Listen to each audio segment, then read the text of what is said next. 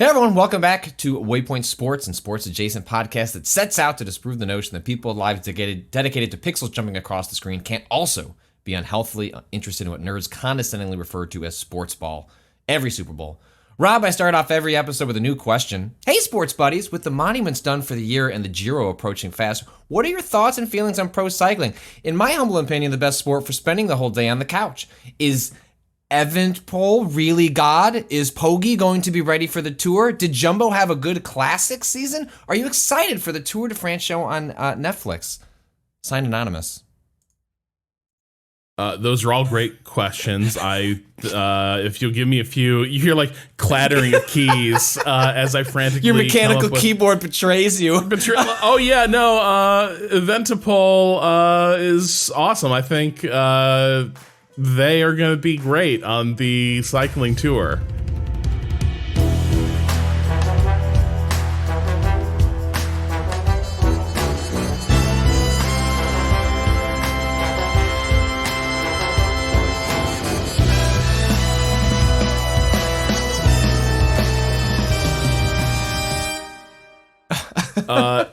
So I will say this though, Patrick. Yes. Every year, I do love leaving the TV on the Tour de France for like as much as possible because it is one of the most relaxing fucking telecasts in sports. It is like kind of it's golfish, right? Where it's just there's not a lot. There's very rare moments of loud spark, and I'm sure they occur, but like it is otherwise just kind of white noise. Well, not just that, but it's also like, you know, a lot of these stages, they're cycling through some of the most gorgeous countryside in the world. And so and then huge number of shots. Because yes, there are moments where like nothing is really happening. And so do you like sheep? Do you like livestock placidly watching the cyclists go whipping past? Because if you do, you're going to get a lot of that too. And so I love watching the tour. And I will say it doesn't take me long to start to get a little bit invested in it because the tactics of cycling are really interesting. Have you watched much cycling at all? No, I think I've had it on in the background occasionally. I mostly just like to read when the controversies happen because the controversies, which are of course related to the strategies and tactics, are delightful to read about. Like the different way, you know, the blood trains, like all the weird stuff that goes on with like the extreme end of cycling is fascinating to read about. But I have not spent meaningful time actually watching the sport. Yeah, the Lance Armstrong thing is still one of the wildest cheating scandals. It really is more of a story of like organized crime, almost. Well, did you read about I'm just type in cycling lady cheating. There was a bit that just happened recently. I'm gonna assume this is. Oh, I wanted to find the quote.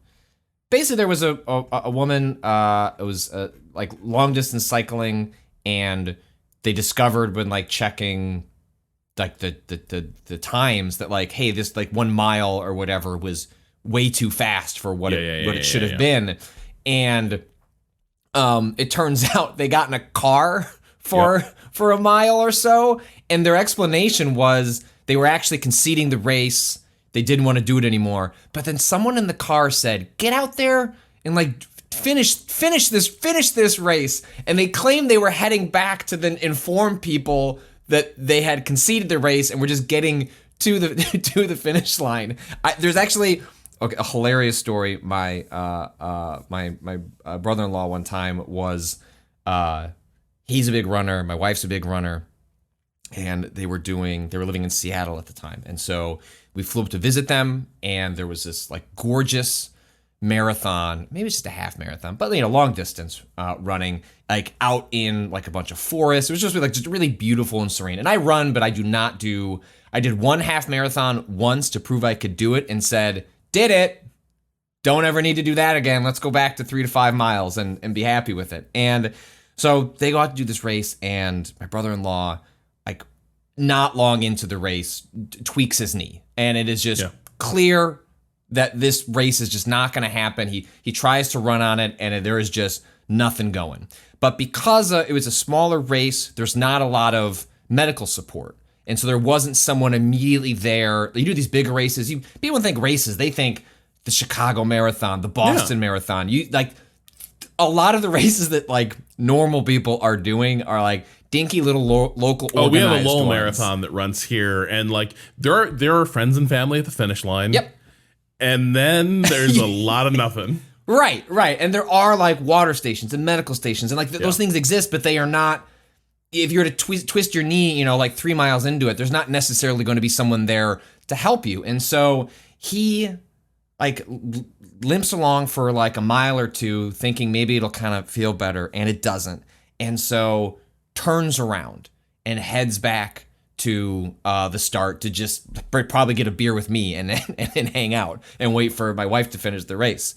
Well, because he's walking so slow and it's so painful, it ends up being at a pace that could be conceived as though you were finishing the race with like an incredible personal best. And so he comes around whatever corner, because I think it was a race where you were kind of just looping back around the way you came, and everyone is on their feet. It's like, yeah, come on, buddy. Because what you do at the end of a race is people are exhausted and you're trying to imbue them with your energy. And so he realizes that everyone thinks he's finishing the race first, and people are trying to psych him up. So his knee is in awful shape, but he's like, it's more embarrassing to keep walking. So he just sort of like kind of jogs along just as a performance, gets to the end. People are surrounding him, hugging him, giving him high fives. They put a medal on him as like the first finisher. And he's just not sure how to explain to anyone what's going on until like finally like the crowd disperses and like he's to himself, and he goes up to somebody at the place, is like, I actually blew out my knee like early in the race, and like gave the medal back so it could be properly distributed to the person who actually achieved it. But it created but that's a nightmare, because you're right. So it was like a plausible time that someone could have done, but like it also would have been a remarkable feat for an amateur to pull off. But like what the fuck do you do when you turn the corner? Everyone's like, holy shit, here comes that man. And it's like, no, I'm not that man. I'm hurt. I need help. Actually, if someone would come over here with a wheelchair, that would be more useful than the clapping. But your brother's an entertainer. You also recognize like you can't, like if the crowd's on its feet, you got to give them what they want. You got to give them what they want. They want to see it. They want. But anyway, so they all finished the thought on cycling. Is the thing I find so cool about it is there's like a game of diplomacy being played among the front runners, because like, to break away from the pack, you need to work together, right? So like the best cyclists need to sort of collaborate to open up a gap on the peloton, and which is the huge pod of cyclists that are in the race. The clusters that kind of form that like maybe don't make sense when you're watching. It happens in running too. Like people cluster as they work through the race. Well, the big cluster is the peloton. So that's where the massive riders is, and then you will have like a cluster of front runners who break away early. But then as like the miles tick down for that stage, now this like little like group of collaborators who are like, all right, you're going to lead for a while and eat the wind resistance. We're going to tuck in behind you and like save energy, etc. And we'll continue pulling each other along as you get closer to the end. Now they're not really able to talk this through. It's not like a game of diplomacy where you can like write notes to each other. There's just kind of like some signaling going on about like, at some point, someone's going to be like, and now I would like to win this for myself. Yeah. But if you do it too early, the pod you are a part of will work together to drag you back down, right? Like they will, like if you can't dump them, they will collaborate to pass you and possibly bury you. Suddenly you got 4 people pulling each other along, and now you're the person out there alone, cycling, eating all the wind resistance, and like the group of collaborators you were working with just bypass you because you betrayed the group. But then those remaining people are going to have but like seriously, when are we all going to turn on each other?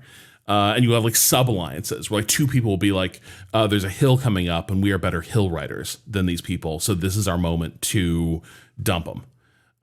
So like the tactics of cycling racing, it's like part race, part endurance race, but it's also very much like a game of risk where it's like you do have alliances, but ultimately only one person can win this thing.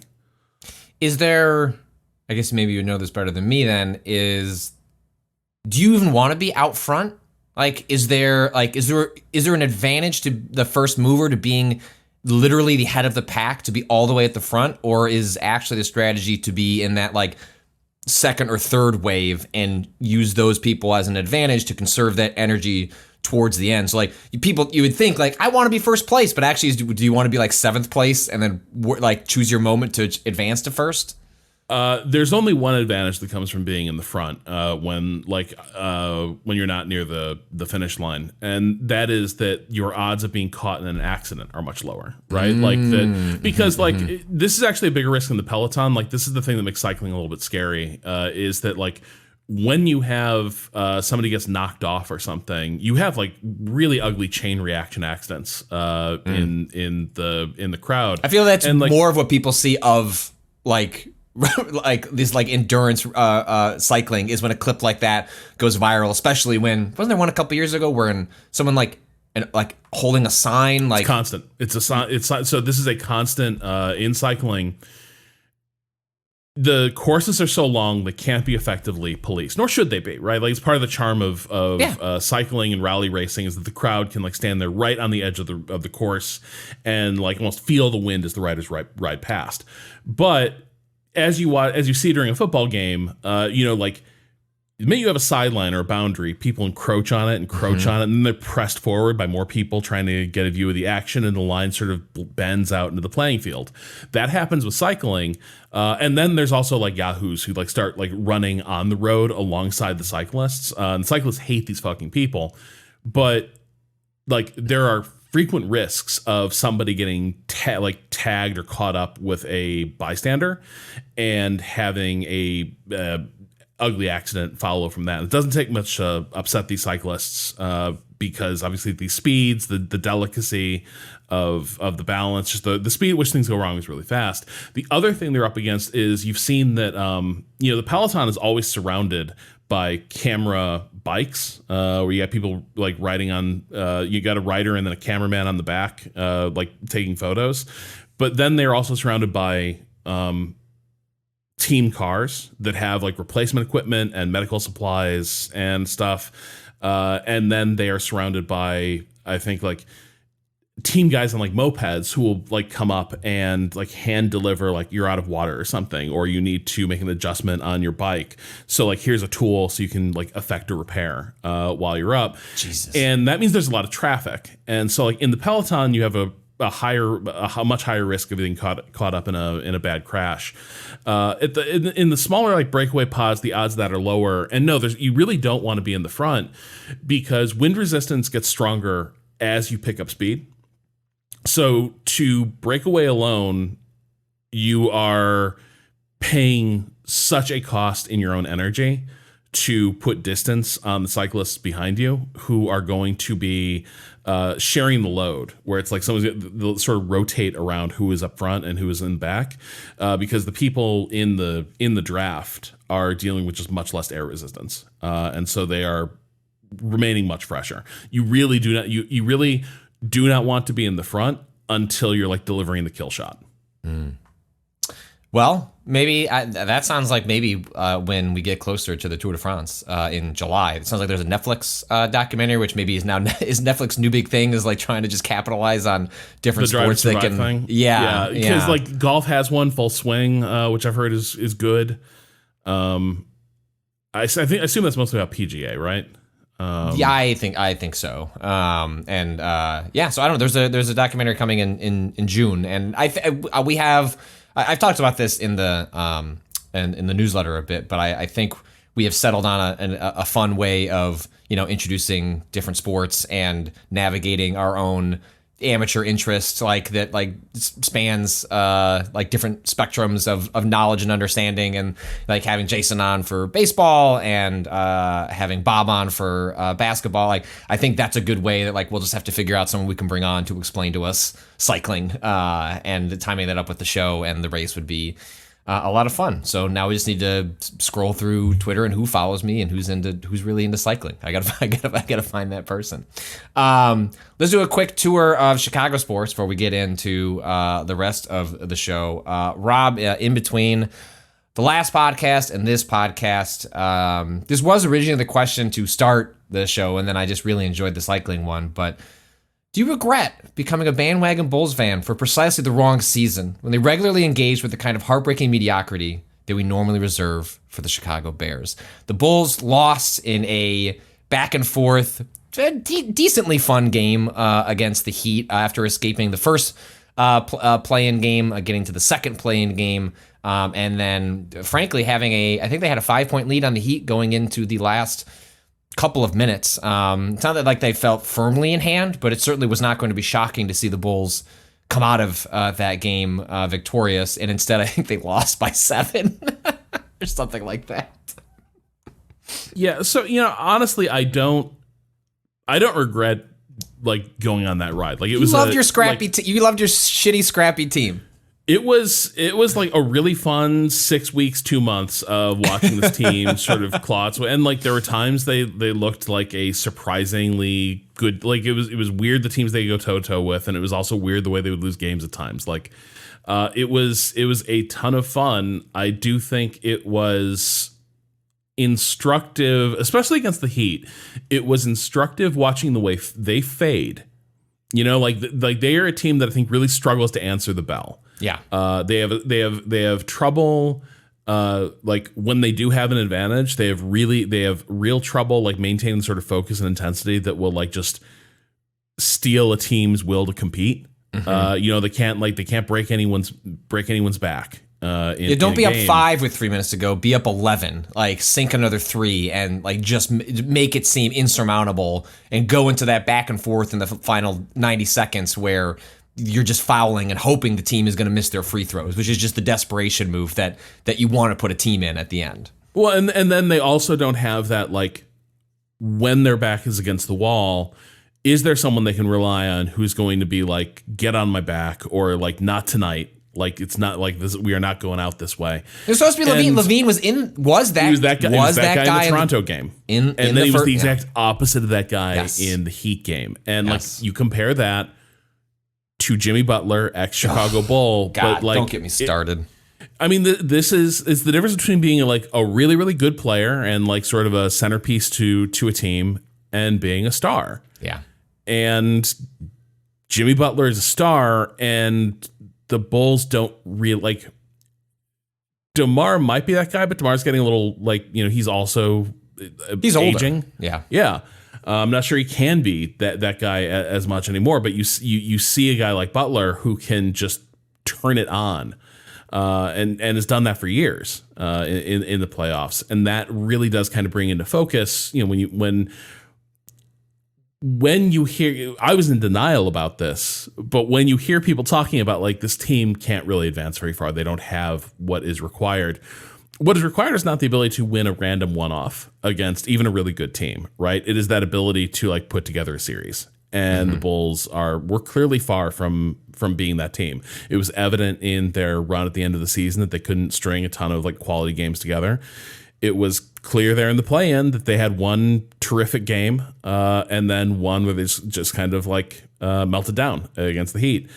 And, by comparison, last night when recording this, we saw the Heat deal with what could have been a really scary moment for them in this first round of the playoffs, which is that Giannis Antetokounmpo came back from injury, and he is. And they've lost 2 players. I forget they lost a guard, Tyler Hero, the guy whose knee went out. Oda. I'll look it up. But yeah, like two Hero, especially a key player to their offensive scoring. And like they already came in as a team with not a ton of depth. Like the team is Jimmy Butler and some pieces around him. And whereas opposed to the Bucks, part of their big appeal is that they have the superstar at the center, but they also are like have incredible depth, like just lots of players who can slot in, and in theory should have been able to sweep away the Heat without too much trouble, despite the fact that they may have lost, their big guy for a couple of games. So it puts the Bulls. Victor Oladipo. Yeah. No, that was a heartbreaking injury because it was like it's a bad injury when people are immediately crying. And guys from the other team also look gutted. Yeah. Because he's a veteran. People know he's like trying to stay in the league. He's a really good player, but he's got a bum knee. And it was like very clear to everyone that this might be the injury. Right. And so it was like everyone out there just looked horrified, which was really upsetting. But also it's left the Heat in a really vulnerable position. And like Giannis coming back, this sort of felt like, we were in the group chat with Austin last night. Austin's, I think was speaking for a lot of folks when it sort of felt like, well, Giannis is going to come back and the Milwaukee Bucks are just going to win this thing. Yep. And, it was really kind of a must-win situation because, you could expect Giannis might have a slow first game back, but he'd still be back. But he will probably gain in power with each game back if he can sort of stay healthy. And so, the Bucks looked like they were going to comfortably run away with that game. And then Jimmy Butler just has this historically great performance. Yeah, I think he had 4th overall points. 57 points, I think, something like that. Yeah. 56. 4th overall behind like Jordan. Tied with Jordan's number 2 playoff performance, I think. Of course. Behind his number 1 all-time playoff performance, which I think was 63 points, and tied with Charles Barkley. So yeah, like a tremendous performance. I asked people on Twitter last night, like, if you were Bucks fans, like, are you pissed at how this played out, or is it like you just caught a bad break, right? Because like for me, standing distant from this, I don't have a dog in this fight really. And so I can just sort of see it's like, oh, this is like in like Greek myth where the gods just sort of imbue the spirit of this warrior, with their strength, and he just like, kills a million dudes. Like this, to me, it's like, this is kind of what happened. Like Jimmy was just like in that zone, and he was, he was just on a different plane of athletic existence last night. And sometimes it goes that way, right? Like sometimes guys have like, lights out games and there's not much you can do. Let me tell you, Bucks fans are pissed. They do not take it philosophically in that way. And I think a lot of it is, they don't like their coach. This was the big complaint I was seeing from Bucks fans, and they didn't.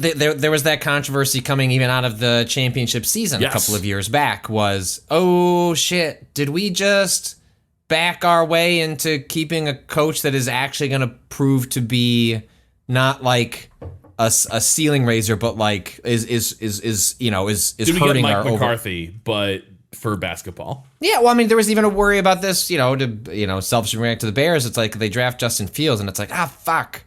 I mean, yes, let's go. But also, if Fields has like a breakout rookie year, shit, we're stuck with the bad GM and the coach like that we want to get rid of. And so, yay, Fields, but like, about like the infrastructure and the coaching staff he's being surrounded by. And I remember hearing that, and it was kind of, winning, gets rid of everything. Like it heals all wounds, and that was a incredible performance that year where Giannis also, like, he had that like ankle injury, I believe. Yeah, that he was hurt for that final. It looked like a season, like he won't be back until a couple of months into the following season, and he came back like a game later and was just superhuman in agility, and so. I would not be shocked if that is the sentiment among Bucks fans, and maybe you want the first round, long term, like you want the first round exit so that you could address the coaching issue in the offseason. You're right. Like a first round exit would, like the Bucks. Most people regarded the Bucks as by a meaningful margin the best team in the East. Them and the Celtics, and like that's like pretty much like however you want to shake those two out, and the Celtics look a little shakier at different points. Yeah, of the season, I'm not sure. I'm not sure. People are like, yes, like it was sort of between those two, but I feel like the Bucks look like the more consistent team. But yeah, a first round exit would be one of those like the flares are being fired off from the deck of the sinking ship, right? Where it's like they can lose it at home. You right? can't deny like, this is happening, yeah. Right? Like the Heat wins.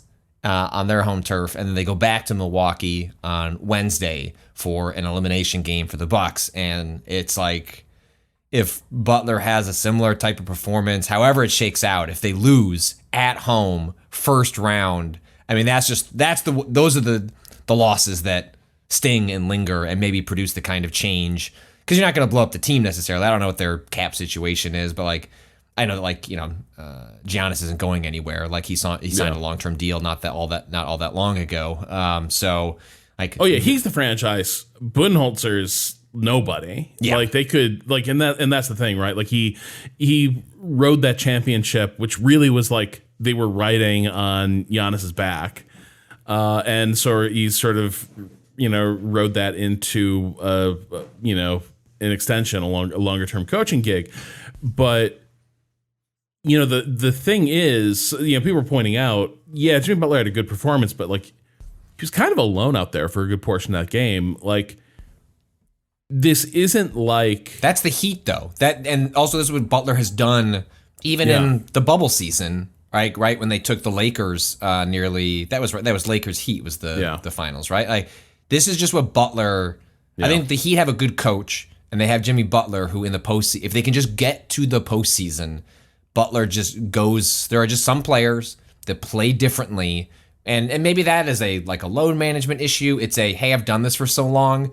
It's just hard to muster the energy until it really matters. And once you've tasted the postseason, once you've tasted finals, it's like, you see this with the Warriors, right? Like when they were, have been at their heights, like, they're just fucking with people during the regular season, because what's the point? Nothing matters till you get to those first rounds. And so the Heat have never really surrounded Butler with like an incredible surrounding cast of characters. It's just enough, and then he is incredible. I think this year they were supposed to. I think they certainly felt like they had surrounded him with enough. And the injuries have turned it once again into a Jimmy Butler show. Yeah. But I think it does sort of seem like people feel like Budenholzer will just sort of watch the game get away from his team and not be able to intervene. Jimmy Butler's killing you, and you kind of just let him go out there and kill you, rather than like figure out a way, like send guys out to shut him down, leave one of the other Heat players open. Who cares? But like, stop Jimmy.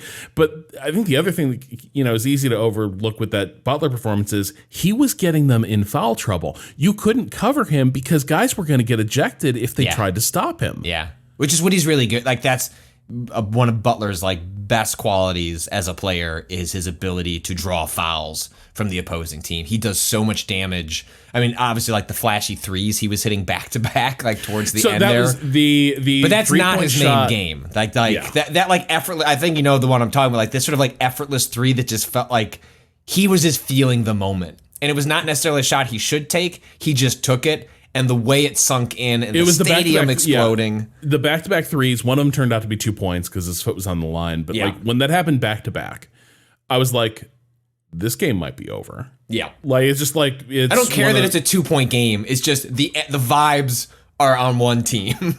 Yeah. And you're just watching like the sort of disbelief on the Bucks. So like it was a great game. It was there's been a lot of fun in this playoffs. It's been a really fun playoffs. I would say we got a great game after that, or a really good game, but it couldn't help but feel a little anticlimactic for me after like the emotional high of the Heat game. But I do love just the overall narrative of the Grizzlies Lakers series, and the degree to which this has started to like take on the character of a really ill-advised grudge match for the Grizzlies. I think we got to talk about, after the Grizzlies missing Ja Morant, who's their star player, this really acrobatic, driving the paint style player. After he gets hurt, everyone's kind of expecting that the Grizzlies are going to fold up like tent and they beat the Lakers, but then we have that infamous press conference with Dylan Brooks. Yeah.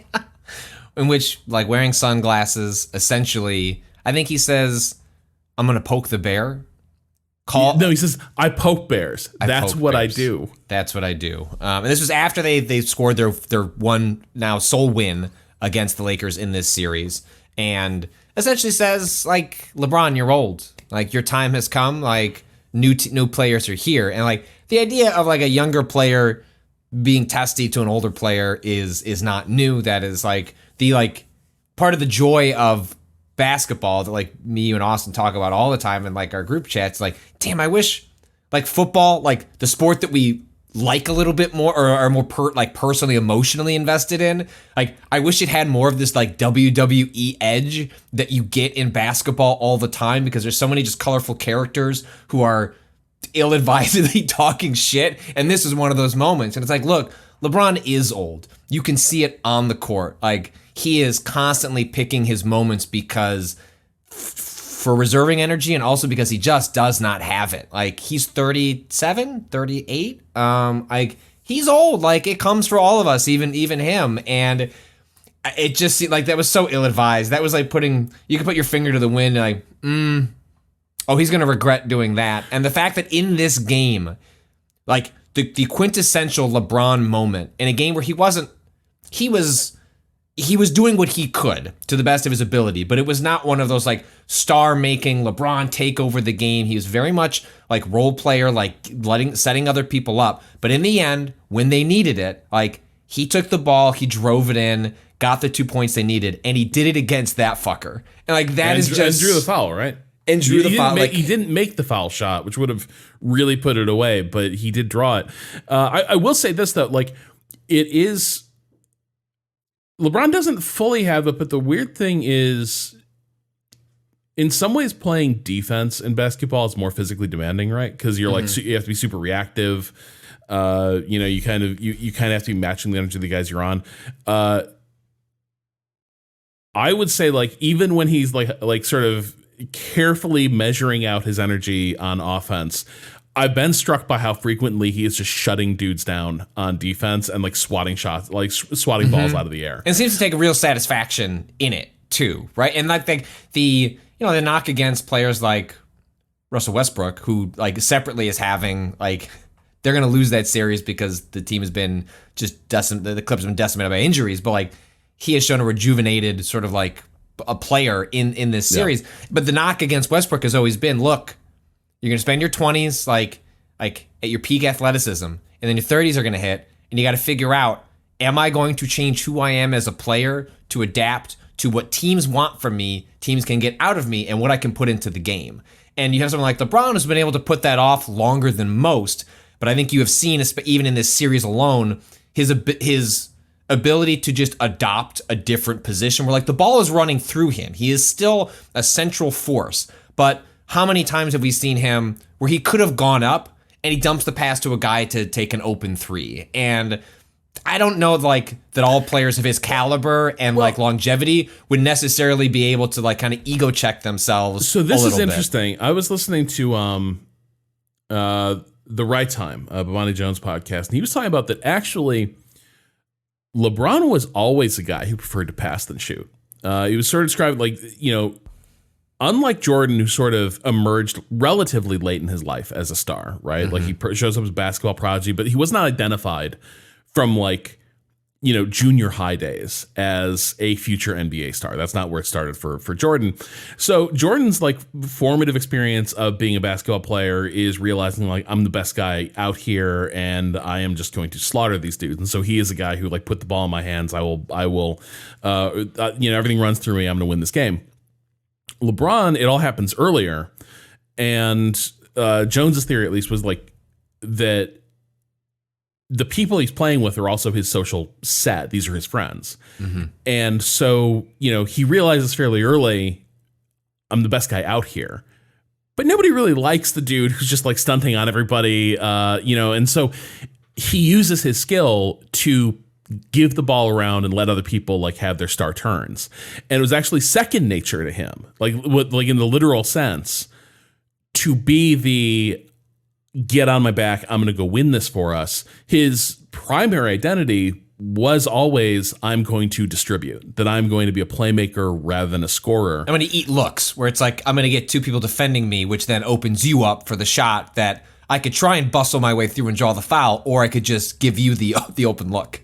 Right. So I do think in some ways this has been like a return to a style he's very comfortable with. The other thing that I think, now that you are seeing Anthony Davis in an odd period of being healthy late in the year, which has been the real weakness of that team, you do really for me, it is so much clearer now why LeBron was so desperate to get that guy into his team.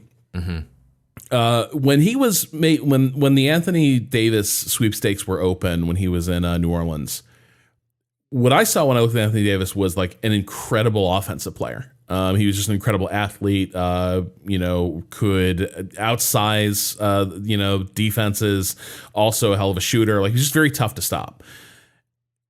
What's so clear here is he's also a very big guy and a tough defender. And so LeBron doesn't always have to be the guy going up under the net to protect the rim.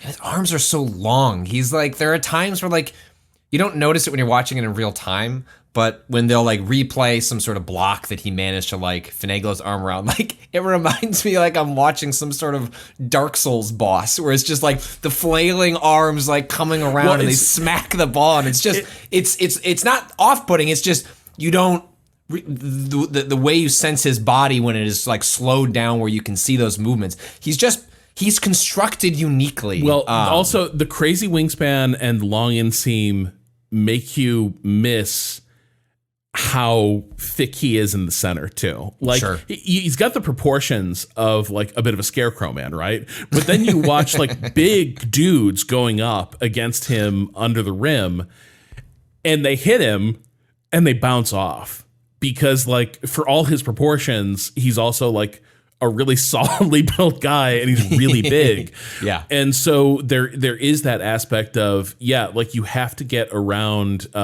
these, like, this windmill, this human windmill that's in front of you. But also if you try to go through him, unless you're a handful of players, you probably don't have the size just to like go take him for a ride.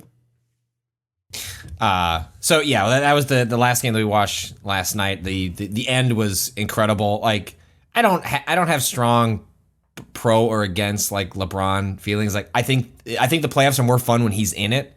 Like I don't see him as an easy villain necessarily. I understand why people maybe don't like him. He's not perfect, but like the playoffs are better when LeBron is in it, and it's more fun watching like him will that. I don't think they're gonna win the finals. I don't think they're gonna go all the way. I think at some point, Anthony Davis is gonna tweak his foot, and like LeBron just doesn't have the ability to put that whole team on his back anymore. Maybe for a game or two, but not for like two whole series. Well, I would agree, except I'm also like, hang on.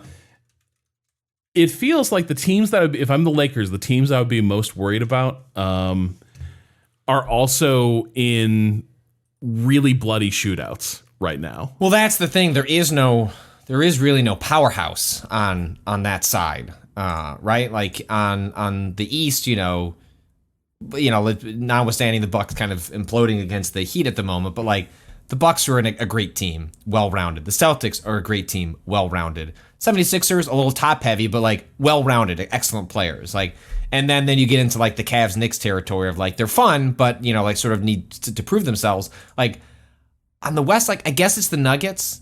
Like the Nuggets are probably the only powerhouse team that anyone should be like pretty mortally afraid of playing. Especially but after because that, their home court is at altitude, which is. But after that, it's like Grizzlies, Kings, Suns, Clippers, Warriors, Lakers, Timberwolves. Like you can poke huge holes in all of those teams in a way that is just a little less true on the Eastern Conference. So you're right that maybe you don't need a superhuman performance from them because. I think there's a scenario where the Lakers and Warriors would play next. Like, well, yeah. So the way the bracket is constructed, they're going to play the winner of Kings Warriors. And here's the thing: if they put and it certainly looks like Morant is injured again because his whole style of play is I'm going to go cartwheeling into the air at the net, and then I'm going to hit somebody and go like face planting into the ground. Look at the charge that he takes against LeBron, and he does it again and again. Like, his style is amazing to watch. It's like it is like a superhero comic, but it does not seem like built for longevity. And his arm is it was already hurt once this playoffs. It's hurt again. It looks like he might not be. I don't know what his condition is going to be, but it looks like the Lakers are probably going to put Memphis away the next game. Sacramento Golden State, which has been an amazing series, have loved every second of the series. That might go to 7 games, but at the very least, it's going to 6 because it's tied 2-2. Mm-hmm. So both these teams have to play 2 more games. The Lakers might only have to play 1.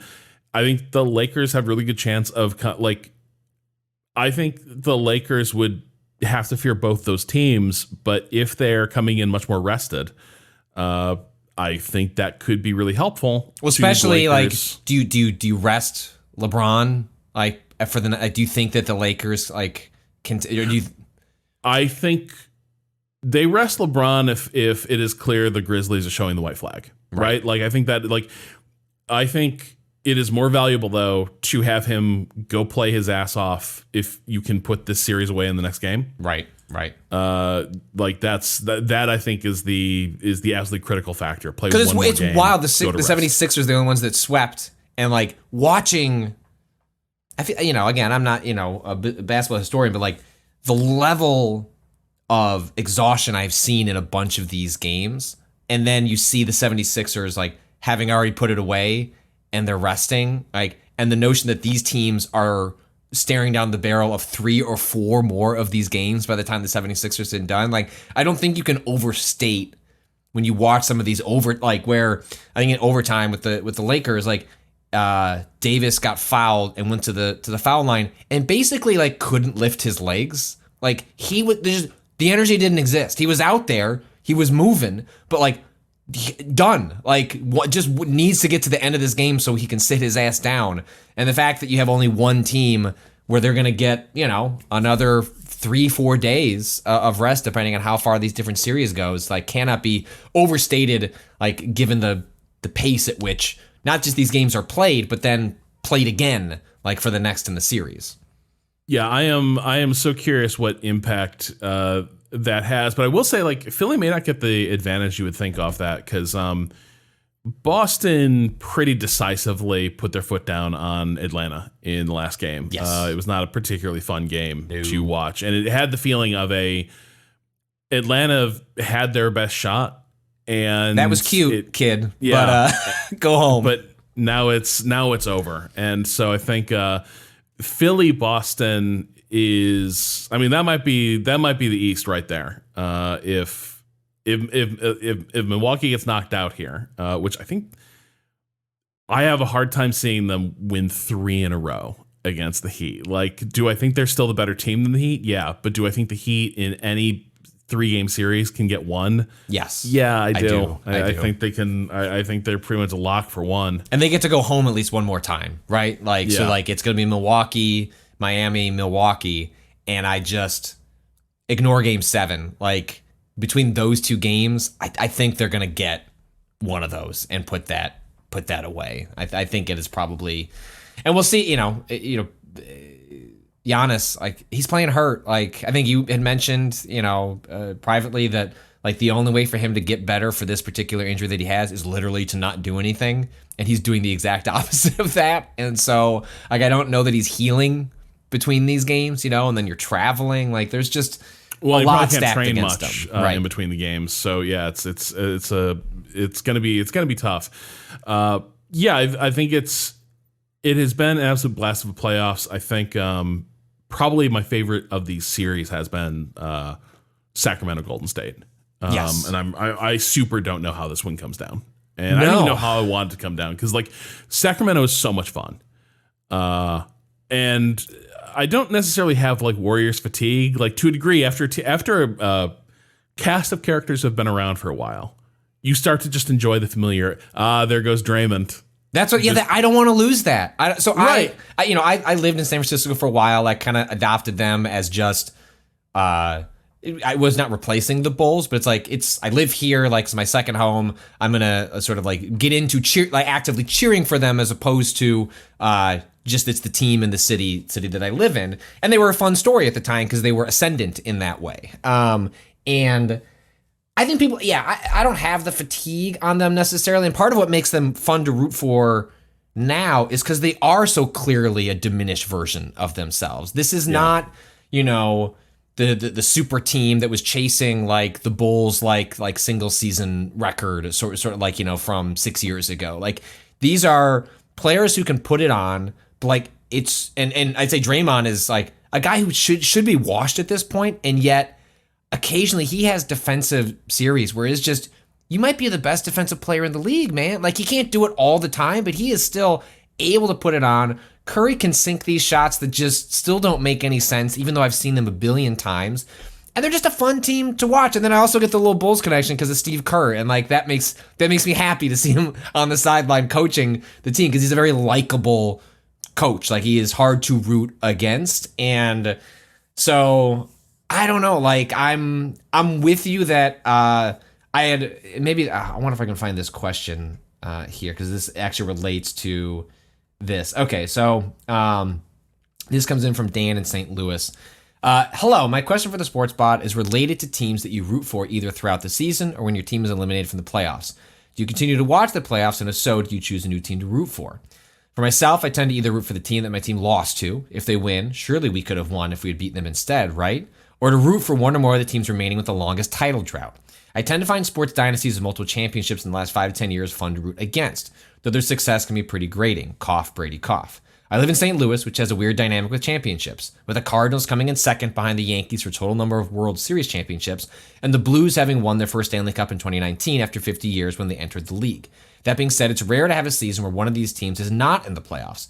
Postseason games are filled with tension and excitement and are pretty fun to watch even when your team is not involved. Just wanted to hear how you consume the postseason. Thanks. I think how that relates to this discussion here, and I don't know where you fall on this, but like, are you, when you're watching this, do you have an active interest in trying to find a team you want to stick to, or like you have storylines you like, you have teams you like, you have players you like, but like I settled early on as like the Kings could be my team. I don't know if I can actually sit here with a straight face and tell you I think they can make it to the finals and win. I don't think that's true. But like, if I got to pick one on the dartboard that like I'm actively rooting for, despite evidence to the contrary of like what could happen, like the story of the Kings is so delightful that they sort of are my team that like I have picked, even if I have other teams that I'm like obviously interested in watching. Yeah, I used to almost always at some point in the game, I would just like, whatever game is in front of me, I would sort of pick a team that I'm like, I want this team to win now. Like, for whatever reason, the style of play, or there's a story with them, I'm pulling for them. I'm less there's teams just that I generally like season to season. The Baltimore Ravens are one such team. Mm-hmm. But I think increasingly there are so, like, I hate to do the cliche of I just want a good game, but I think like the Warriors Kings is a really good example of this. I am thrilled if either of these teams win, because both of them are really fun in different ways. Yeah. Like the Warriors do have this great, like it's a familiar cast of characters. They do their iconic things. Draymond is a defensive beast, but also a huge asshole. Curry is that explosive, both the shooter and then the ability to sort of get underneath, and like sort of stretch the defense that way. Like all that stuff's in play. It's a lot of fun.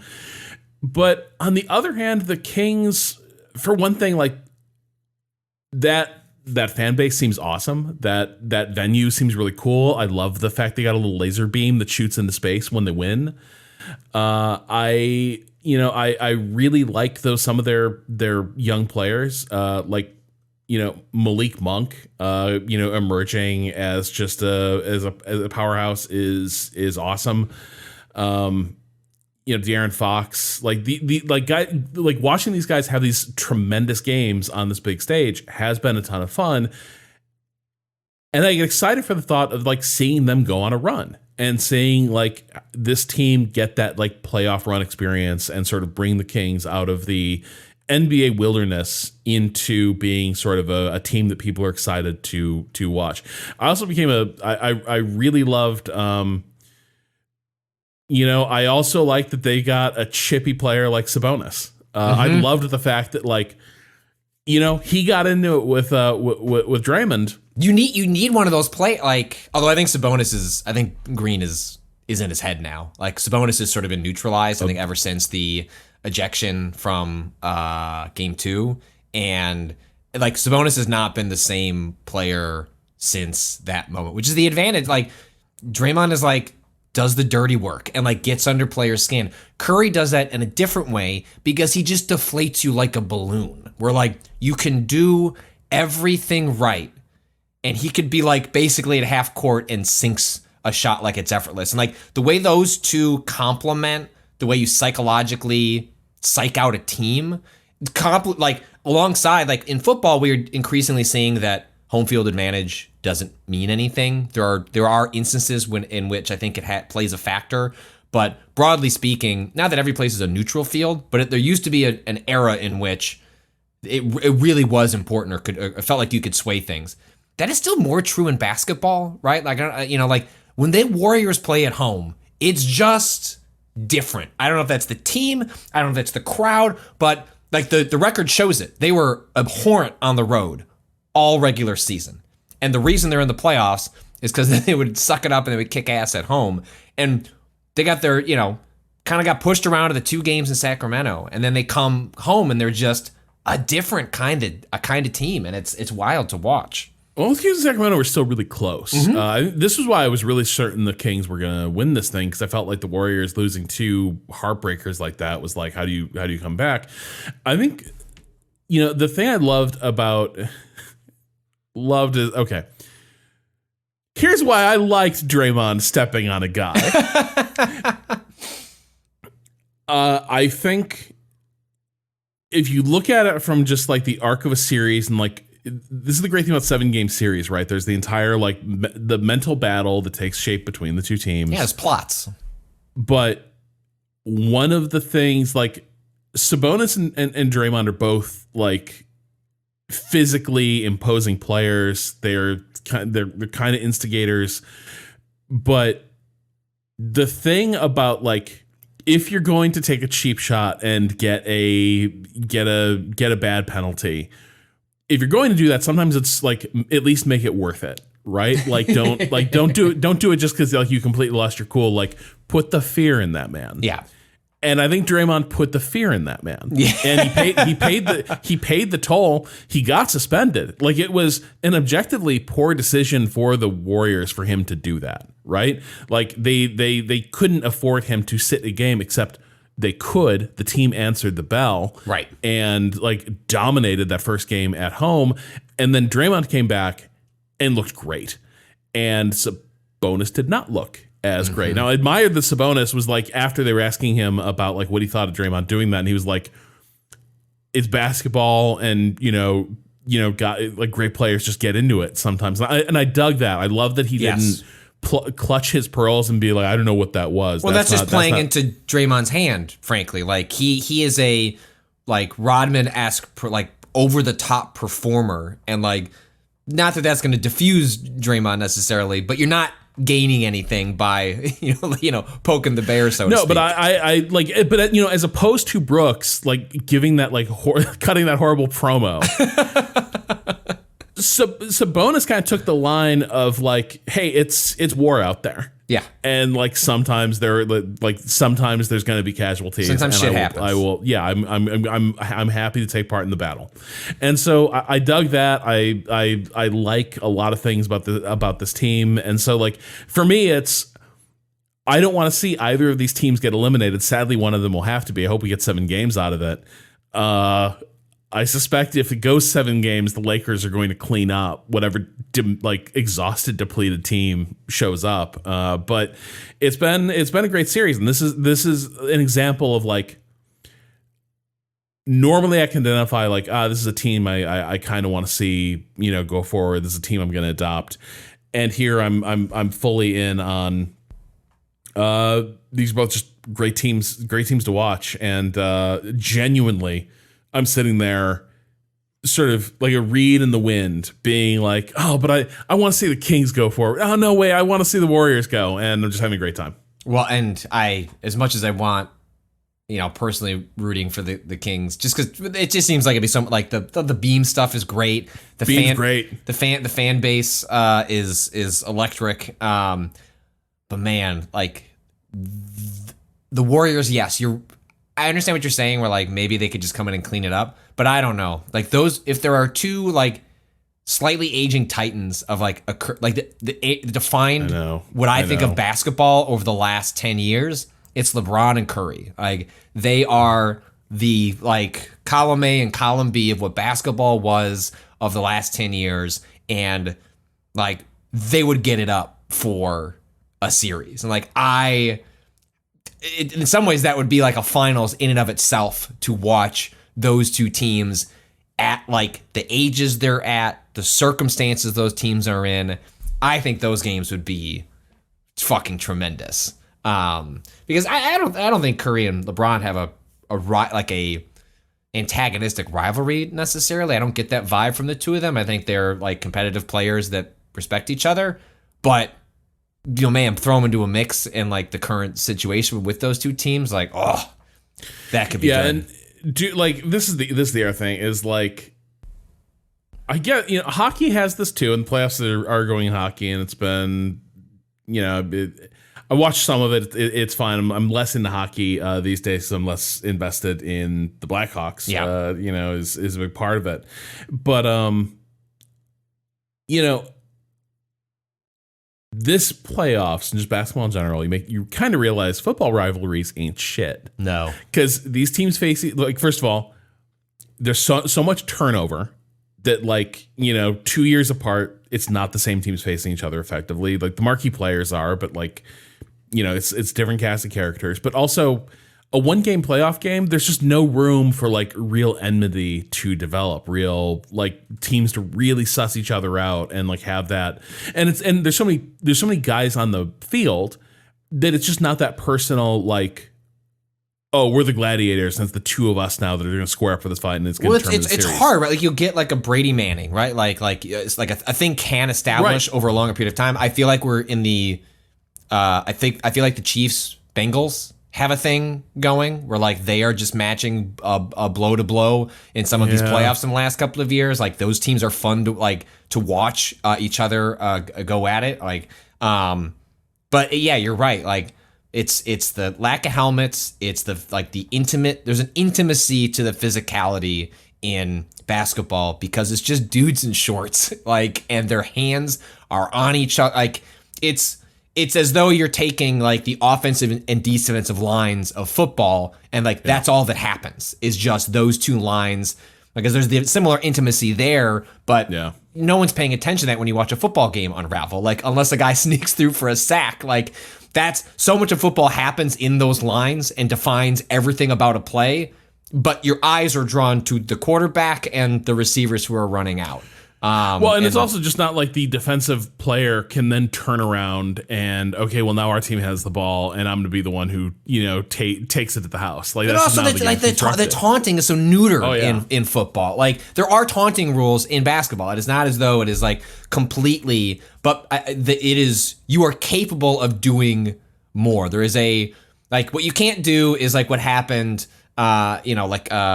who's like stood over the other player? That has happened during. Yeah, I know. It happened this playoff.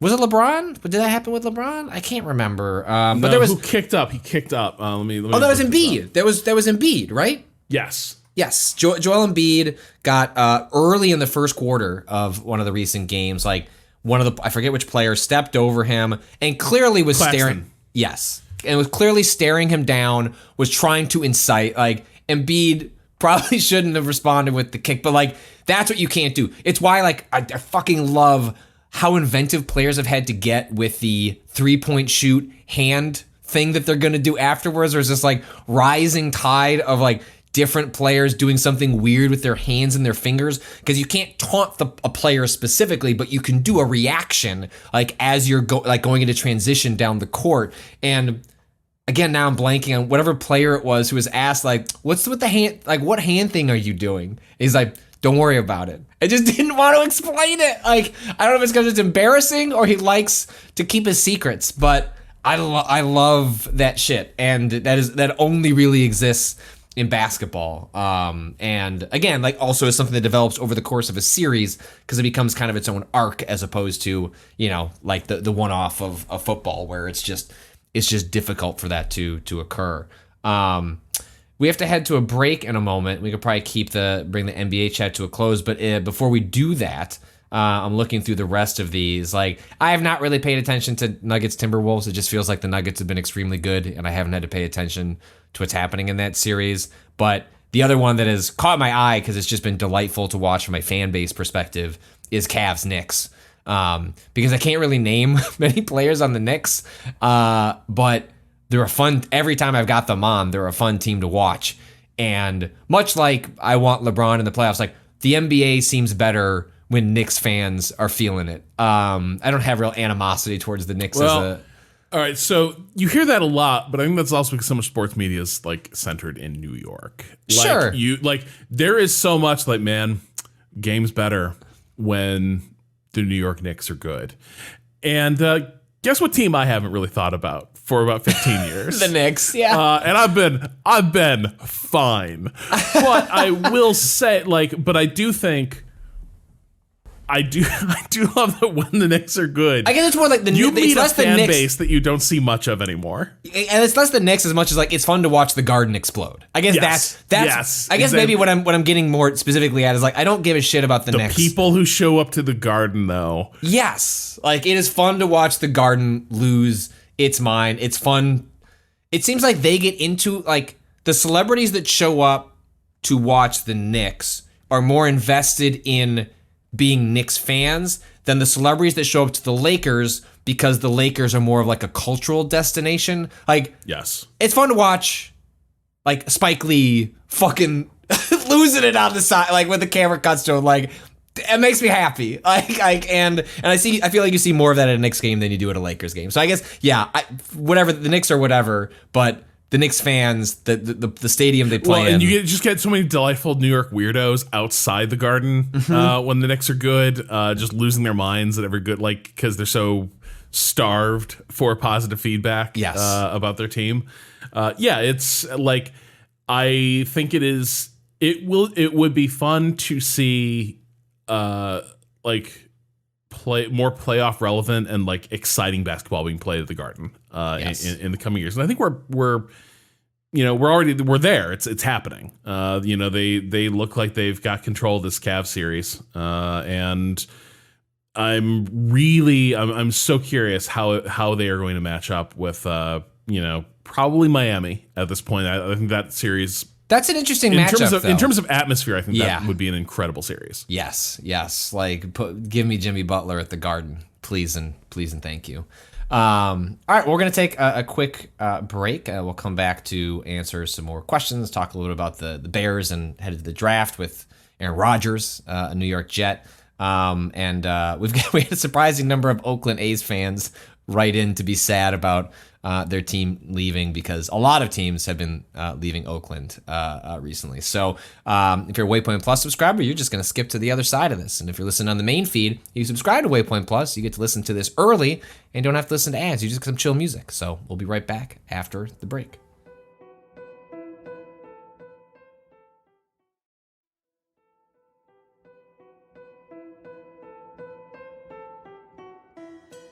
And we are back a little before you listen to this. The NFL draft will be underway. That happens on Thursday. I think round 1 is Thursday night. Rounds 2 and 3 are Friday night. And then the part that people stop paying attention to, like the rounds where you find like the real deals, 3 through 7 are over the weekend. But the Bears are sort of settled. I think my hopes for the Bears in the NFL draft are to be extremely boring.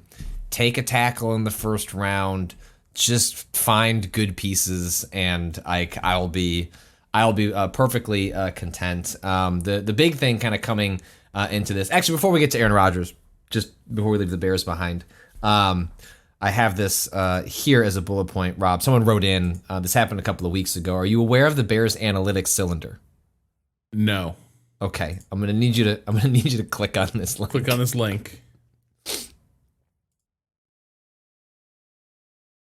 So the Chicago Bears released a video that was like a behind the scenes of like how the trade happened with the Carolina Panthers, where they went from 1 to 13, and also how the Bears, like a number of teams, are turning towards like having internal analytics people that are helping them figure out what trades to do, what players, understanding value in a way that's more than like, I think that guy looks like a good football player, like looking at underlying metrics that tell a different story. And so if you scroll down here a little bit, Rob, like, yeah, you can see from this video is like a slide that is shown in which I wish I could see the overall photo. Oh, here it is. If you scroll all the way down here. Okay.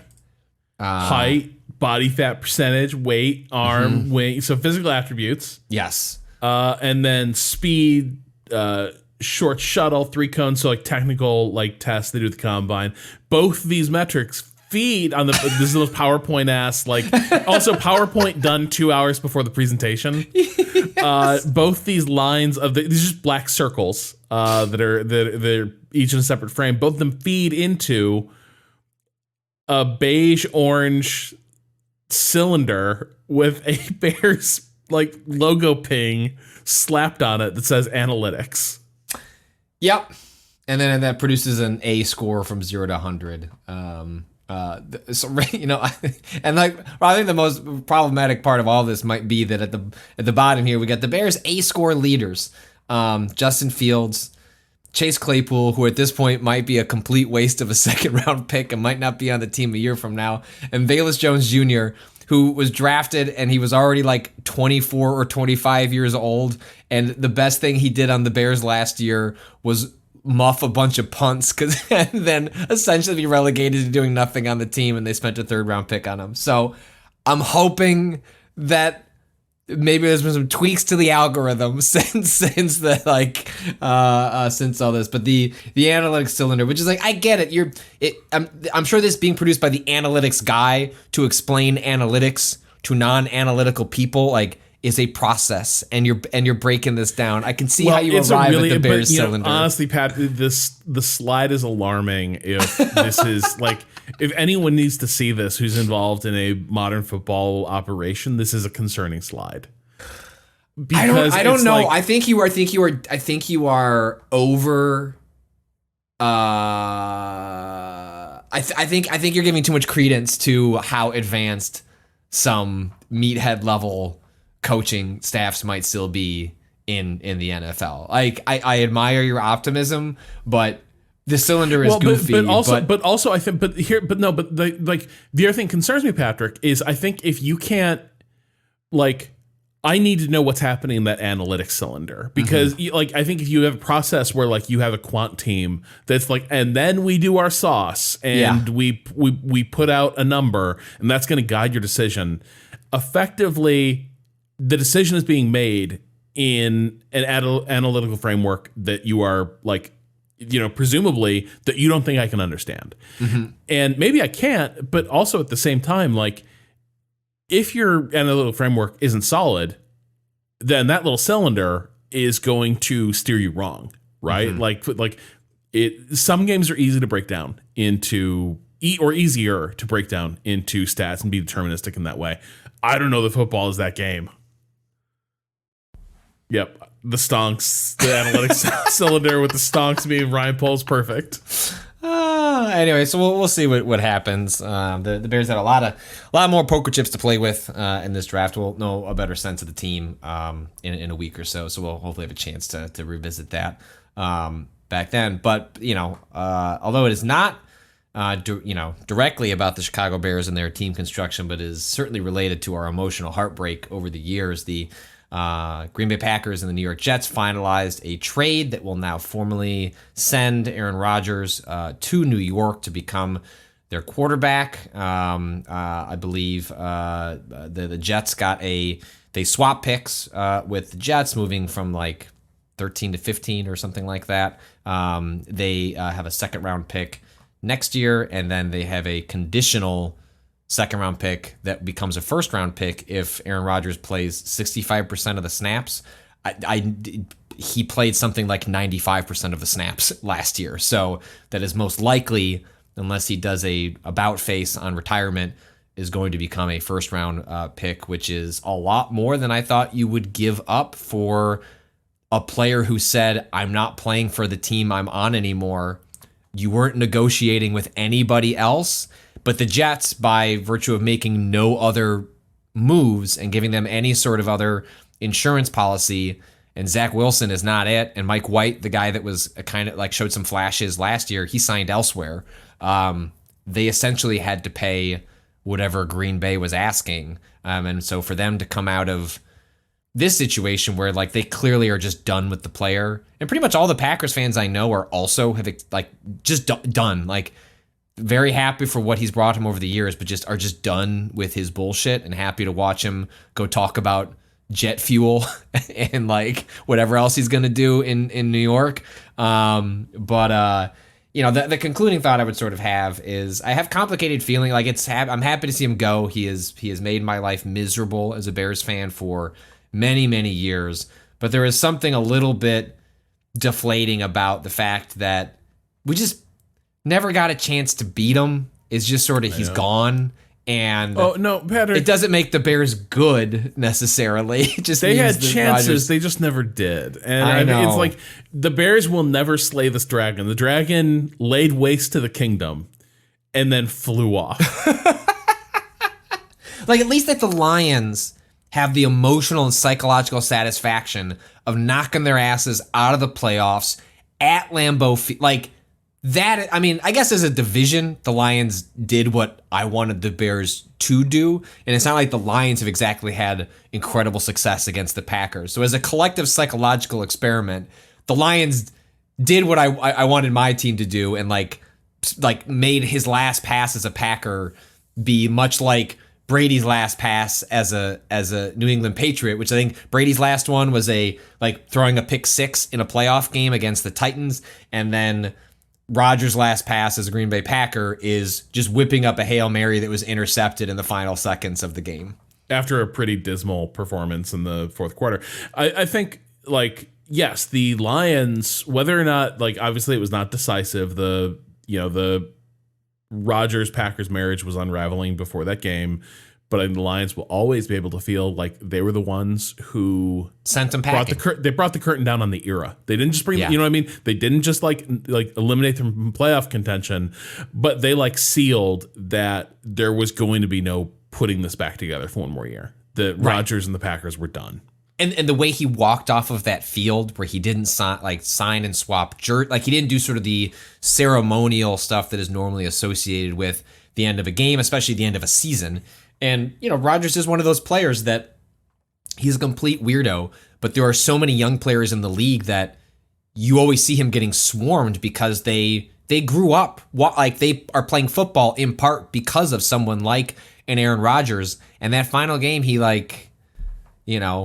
found Randall Cobb or whoever, guy was still like that, like he had managed to get signed to the team and said, let's get out of here, bro. Well, and this is, it is so striking in the degree to which, I don't think Rodgers was full of it when he said it really bothered him how the Packers treated some of the old standbys, and I think part of it is this is a guy whose closest associates are the guys he's played with, right? And increasingly he just wants the people around him he likes.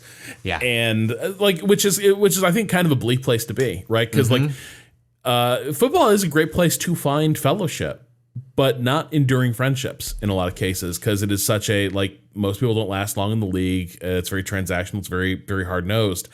And Rodgers is at this point in his career, and I don't know, who he's managed to sell the Jets on, but he was pretty open about, I wasn't dictating the Jets have to pick up certain players. I was just letting them know what I thought. But I absolutely believe he really wants the Jets to, hey, get a few of my stablemates in here.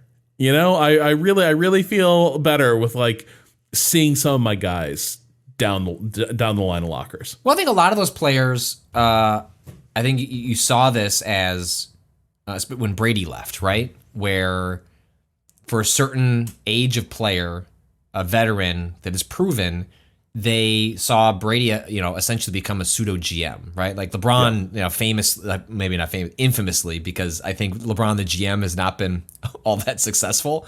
But you saw like Brady leave New England, and then a team bending over backwards to crack open the window as far as possible in order to, and also getting what this player wanted. The whole idea was like, this experiment doesn't work unless this player is happy and thriving, like personally, emotionally, psychologically.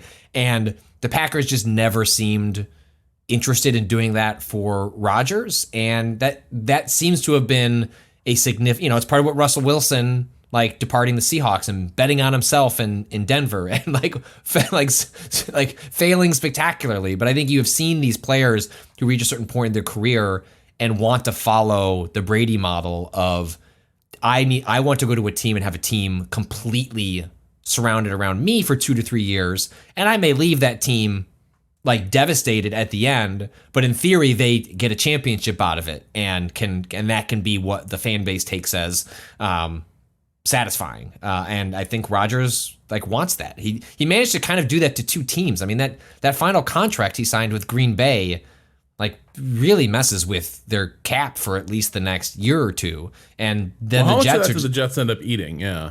I don't know what the final numbers are out. And there's been talk that Rodgers is going to agree to some sort of restructure to make things. But he has not shown a whole lot of interest in helping either of the teams that he's currently associated with. And so well, exactly. I mean, so that's one of those things where I can't even really hold it against Rodgers. It's a salary cap league. Like this, you know Figure what I mean? It out. It's like it's not on me to help you. No one made the Packers sign that contract with Rodgers, right? Like you drew up the terms and agreed to it with him, as abhorrent as they were at for a your time cap when it was situation. already looking like, is this relationship healthy? Right. And right. it was like, I guess the football equivalent is of maybe a kid will fix it is maybe a big contract will fix it. Yeah. Right. So yeah, I don't, now I'm like emotionally in a weird place where am I rooting for, does Rodgers now go to a place where I can watch him as a player? And I'm mostly really curious because there's a part of me that would love to see him faceplant because he's been such kind of a weird and provocative guy and like unlikable in a lot of ways. Absolutely. But I did love watching him when he was at his best. The best version of Aaron Rodgers was a really fun player to watch. Mm-hmm. He was a real maestro there, at quarterback. And there's a little part of me that would really enjoy seeing it actually turn out that like, oh yeah, he was just done in Green Bay.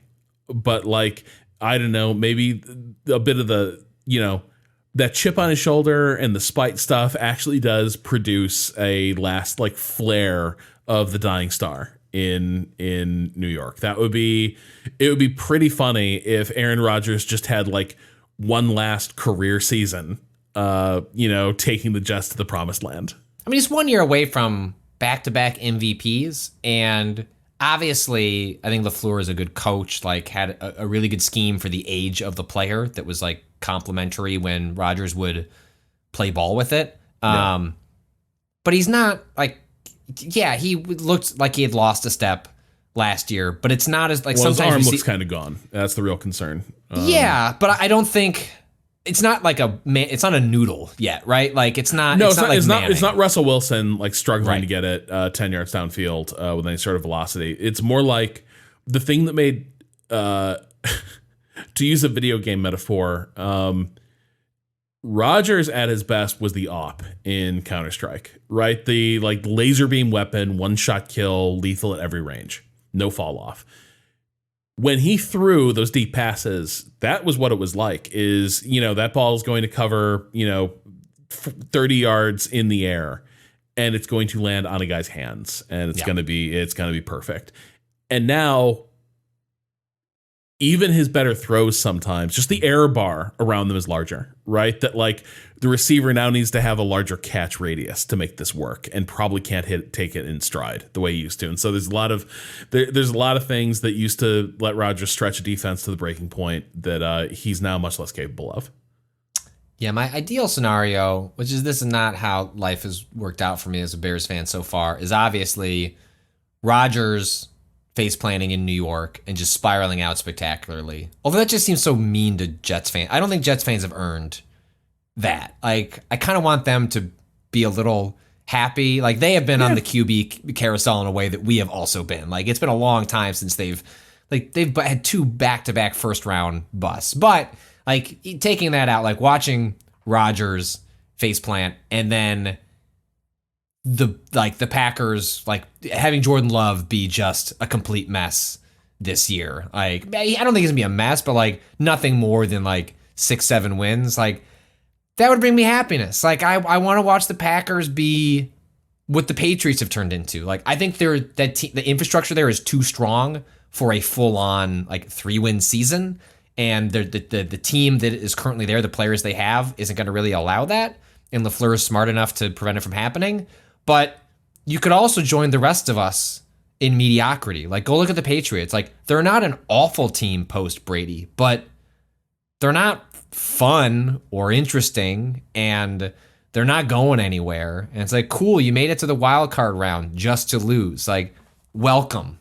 Well, this is where I've been my whole life, and I'll just be endlessly curious. Now I have poking the bear, so to speak, here, Rob, does introduce a whole lot of options for this to go poorly for you and I. But like, this is, we're in the period where I can wish, I can dream, I can wonder of a paradise where they don't get 3 back-to-back Hall of Fame quarterbacks. Just two. I'll take half of one. Can I have like half of a Hall of Fame quarterback? Like, I don't need a full one. Like a jersey retirement for Fields. Yeah, but not a Hall of Fame, that's good. Like, yeah. Thanks for that Super Bowl. Or right, like, thanks for that 3 years in the conference championships. Yes. Era. Enough to think maybe, like, they're going to put something up for him at the new stadium. Sorry your usage rate did to you what happens to running backs. Yeah. God, that cannot happen again this year. Very briefly, the Cubs, which I know that you don't, you are maybe just starting to think about watching baseball, but the Cubs, as I had pitched to you when we were playing MLB The Show, was that they were not expected to be a great team, but had a real chance to be a pretty good team, and they have been that so far this year. This stat that is delightful. It's from a couple of days back, but in the 2022, the Cubs scored 10-plus runs in a game 6 times. The 2023 Cubs have scored 10-plus runs in a game 6 times through the first 20 games. Some of that led by Patrick Wisdom, who has been a kind of up-and-down player for them, but is, at least as a week ago, was tied for the most home runs to the start of the league and has been like a huge part of them being good. And so they are worth putting on. They are a fun team to watch, and it has now led to, like, as the baseball world collectively looks to see if Ohtani will be available. He is very unlikely to be re-signed by the Angels, but whether he is traded at the trade deadline depends on whether the Angels are in playoff contention or not. That is apparently the kind of the line the Angels are putting in the sand for themselves, and it is now because the Cubs have a really, really good farm system. They have too many players. Like, that's where you want to be. It's been part of the theory of the case for the last couple of years of like why they traded what they traded. And broadly speaking, other than what's his face that went to the Yankees, I'm blanking. Was it Rizzo? Rizzo. Like, Rizzo has been the only one that has had a meaningful post Cubs career. Like, everyone else has had various degrees of, I guess they sold at the right time. Kind of vindicates the selling high thesis. Yeah, it was emotionally hard, but they may be proven right on what they were doing from a team management perspective, and because of that, like, the Cubs are in a potential position, if they wanted to have the assets to make the kind of historic trade that MLB The Show continually denied us as we attempted to force a trade for Ohtani. So. Rob, if you are looking to start watching more baseball, especially as there are fewer basketball games on, you could do worse than to put the Cubs on every once in a while. Before we get to your questions, I did want to touch on the surprising number of Oakland A's fans that wrote in to the podcast, because this week it was announced that the Oakland A's, much like the Raiders, are leaving Oakland behind to build a stadium in Vegas in the same sort of vicinity as the Raiders. The A's are famously have had a really bad, disgusting stadium for a while, and it's been a long, protracted dispute with Oakland to try and figure out how exactly the team would figure out a new stadium. The A's are also, we got into this with Jason on the previous podcast where we talked about baseball, in which they are one of those teams that is bad and spending absolutely nothing. So this is from about a week or so ago, but the A's land agreement comes at a time when management and ownership have given up building a respectable roster at the big league level. Oakland entered Thursday with a 3-16 record on the season, having been outscored by 86 runs, or about 4.5 per contest. The A's opening day payroll was a laughable $60 million, the lowest in the majors. And as a part of this new stadium pursuit that's been happening since 2009, there was a CBS Sports article that mentioned, this is wild. Like, I didn't even know this was a thing that the league could do.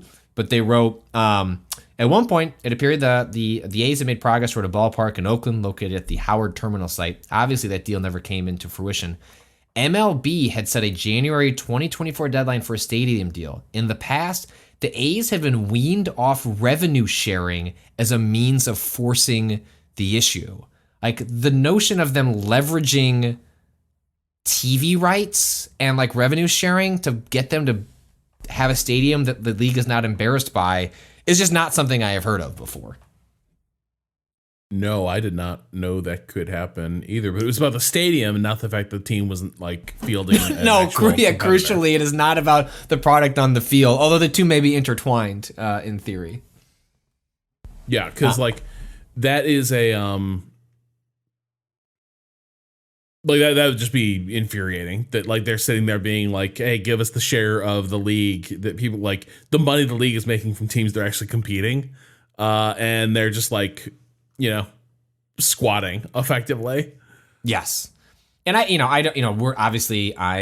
like thinking a lot about stuff like this because of the stadium that's supposed to go up. Yeah, sometime in the next like 5 to 7 years, like not far from where I live, but I don't know enough about this relationship between Oakland and the A's specifically. Like, is this a case where the Oakland like stood their ground and said, look, we will participate, we will put in money, but we are not going to be one of those cities that like go essentially bankrupts like our local schools to keep a team. And they have had back-to-back instances of the Raiders leaving and of the A's leaving, and specifically going to Las Vegas over this. So I don't know how much to credit Oakland for like drawing the line, and if that's true, I applaud them, and I'll be very curious to see how Illinois and like the surrounding northwest suburbs, there's like a handful that are all going to be kind of impacted it, even though Arlington Heights is going to be the city that the stadium is technically built in.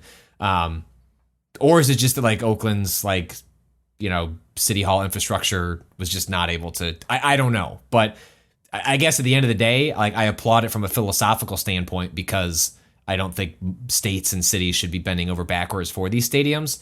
But I also, as I'm going to read a couple letters here, like feel awful for like fans who like have grown up around teams like this, even as bad as they are. This comes from the Unlimited Hag on Twitter. The Oakland A's were my team growing up. I find myself wanting to switch to a new hometown team, the Mariners, but feel like I'm betraying a big part of me. How do you talk yourself into cutting ties to the team you grew up with? What do I do with all my merch? Thanks for the laughs. I don't know what you do with the merch. You like maybe the merch you keep because it gets cooler now. Because that's true. It's like it's merch for a bygone franchise. It's a signal of like a loyalty to a better time. What do you make of what do you do with your personal loyalty? Do you transfer cities? I feel like the Raiders have more or less successfully. I can't tell. It seems like they've maintained it. Like the Raiders have also, as a franchise, they've jumped around, right? Like they've been in Oakland, they've been in Los Angeles, so like in Vegas. They're kind of a transplant. The Raiders have this really difficult. The Raiders were never actually the most popular team in their area, And while they had kind of like a Clippers situation, right?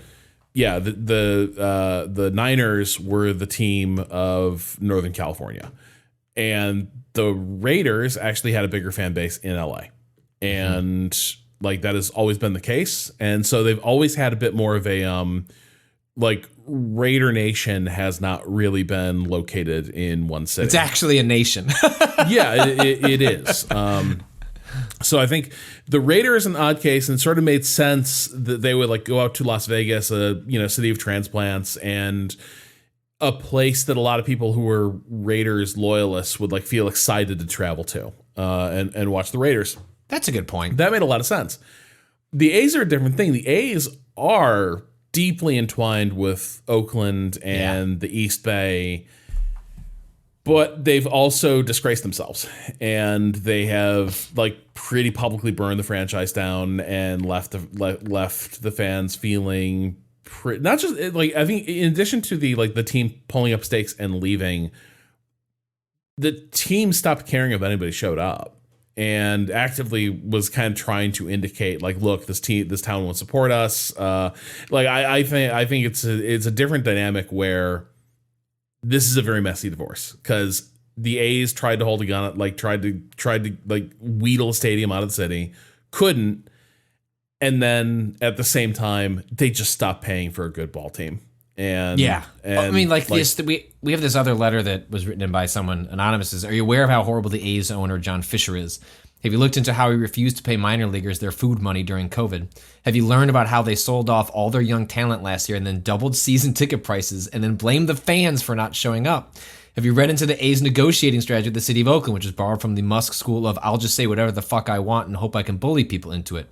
How does one move on from your childhood sports team moving away? How do you handle the grief of the stadium you used to cut glass from high school and get stoned in the third deck no longer being available for new generations of stoner high schoolers?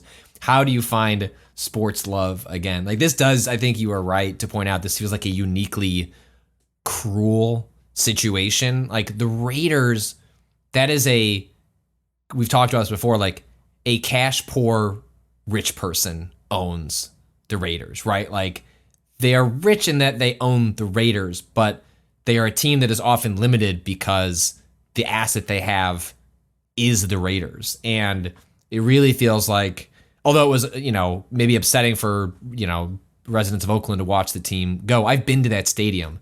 It's fucking awesome. Like, it's like a dive bar as a stadium, having to go through like the barbed wire to get to the BART.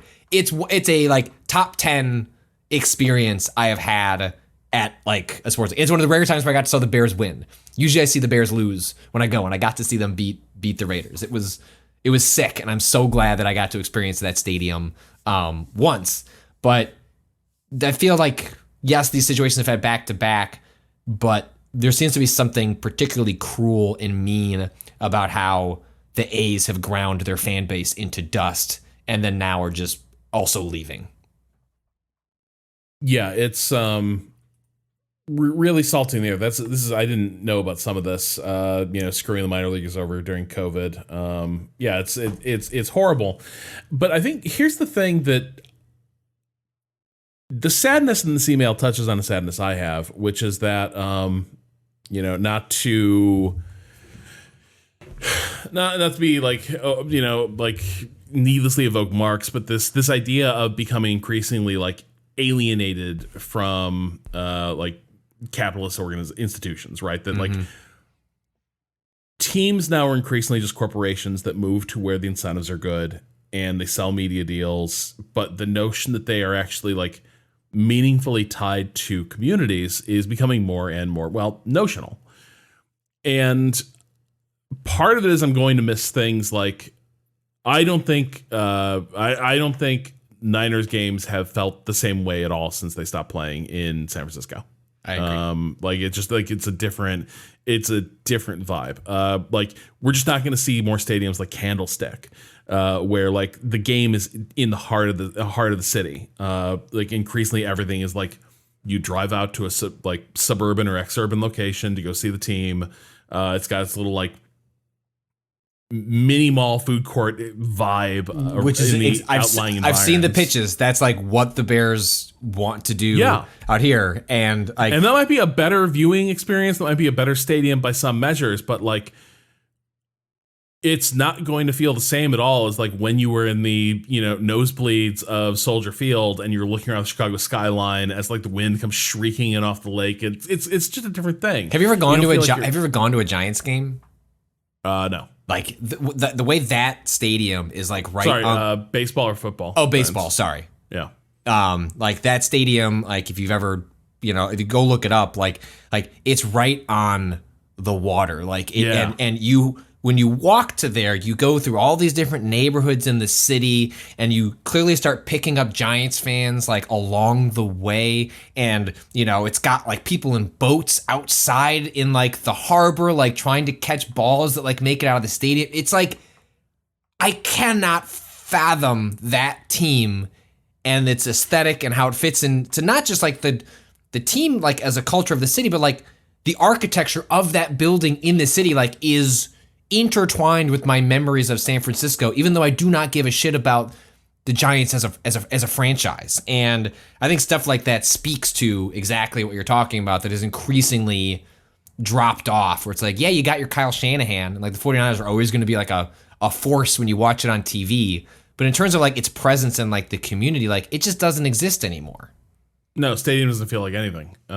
Whereas like the Giants still feel like they're of San Francisco. Yes. And like, I think the move toward locating more sports in Vegas, it does feel like, Vegas is a huge city that's never had any franchises. It's a very weird thing where like the entire city is sort of treated as this like casino company town, but like it's a huge growing community. Mm-hmm. Like, obviously a very good market for a sports team. People deserve to have something to go see and go see sports. But there is an element of like, we are going to rip we're going to rip these existing franchises away from the communities that they've been brought up in and just locate them here because it's a growing market, which, has always been the story in these franchises. But where I was going with this is something that I think, what this letter writer is bringing up. Most people grow up in a place where there is no local team that you can easily go see. Living in Boston on the T, it's very easy to go see a Red Sox game. Bruins, it technically very easy, but also is very expensive to go get seats at TD Garden for the Bruins or the Celtics. But most people grow up and live in places where there is no local team. There is no cutting class to go see a major pro sports team. And I think the thing that I really envy like soccer fans is that soccer is a game that, yes, they're the highest levels of these national leagues, but then you do have and I think this is why people are so fucking charmed by Welcome to Wrexham. Mm-hmm. It's this vision of what sports used to be in a lot of places, mm-hmm. which was you go to your local club and it was a thing to do when you cut class or call in sick to work or, had an afternoon to kill on a weekend. And that's not how sports are now in the United States. That's just not what most of us get. And I think we justifiably feel like something's missing when that's taken away. I never had it because I grew up in the suburbs. I'm a Bears loyalist, but right. I never had the experience of I'm going to go see the Bears. Yeah, no, yeah, I'm with you. I think that's a very interesting dynamic that is, increasingly playing out here. This comes in from Jenna in Appleton, Wisconsin. Hey, sportsman. Jenna, from Appleton, Wisconsin here. I've been thinking about rule changes lately. Last week, Dota 2 released a long-awaited update. While fans were expecting something big, we certainly weren't prepared for what we actually got. They made the map 40% bigger, reworked items and characters that had been game-defining for over a decade, and added a million little things that changed the flow of a game. Long story short, calling this update Dota 3 would not have been unwarranted.